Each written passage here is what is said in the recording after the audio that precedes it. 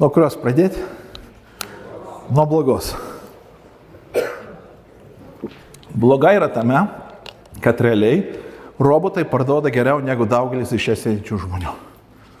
Tai yra bloga, žinau. Kodėl aš taip sakau?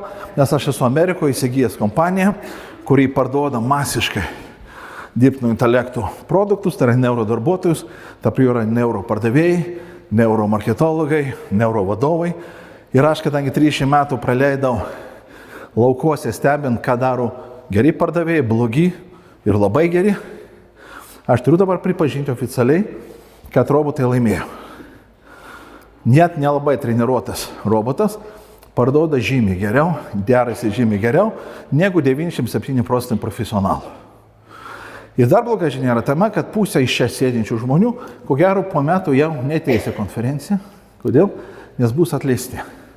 Tai vėlgi sakau, ne tam, kad išgąsdinti, tiesiog nepatikėsit, bet masiškai didelės kompanijos kviečia ir mane, ir kitus speakerius, tam, kad praves paskutinį seminarą prieš atleidžiant žmonės. Todėl prisipažįstu ir mano šios dienos misiją, palaikyti jūs, nes, bet tai čia yra blogos žinios.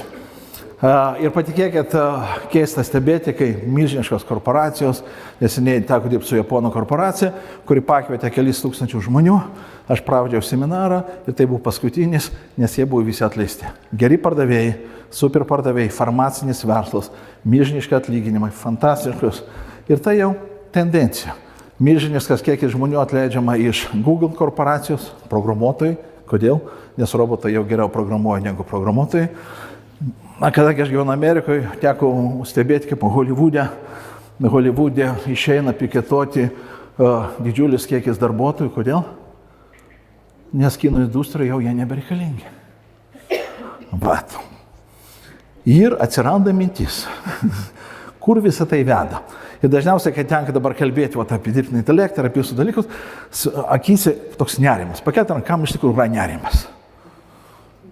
Jeigu nerimas neateina, žinokit, jūs neadekvatus.